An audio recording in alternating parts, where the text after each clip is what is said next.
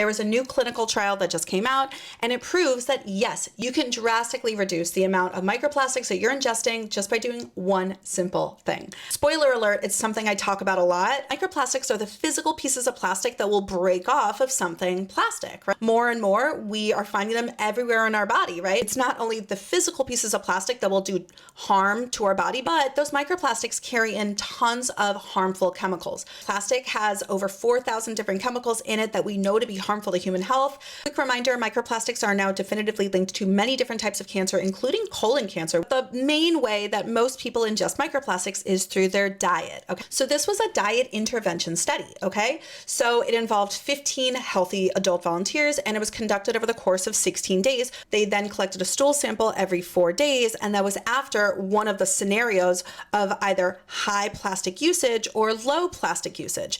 During the intervention, each participant completed detailed food records, sampling protocols, and questionnaires. So they had scenario 1, where the participants consumed their normal diet, and then in scenario 2, the participants agreed to consume a diet of food and beverages mainly not packaged in plastic, and they used plastic-free kitchen equipment. Last scenario, which was a high plastic use scenario, they consumed a lot of food and beverages that were packaged in plastic, and they used plastic utensils, and the researchers were really shocked. There was not a significant difference between the amount of microplastics in the low plastic scenario versus the high plastic scenario. Once the researchers started looking into the questionnaires as to what people normally ate, that is when they noticed huge differences. What made the difference between the people that had a lot of microplastics that they were eating and the people that did not have a lot of microplastics? What was it? Food processing.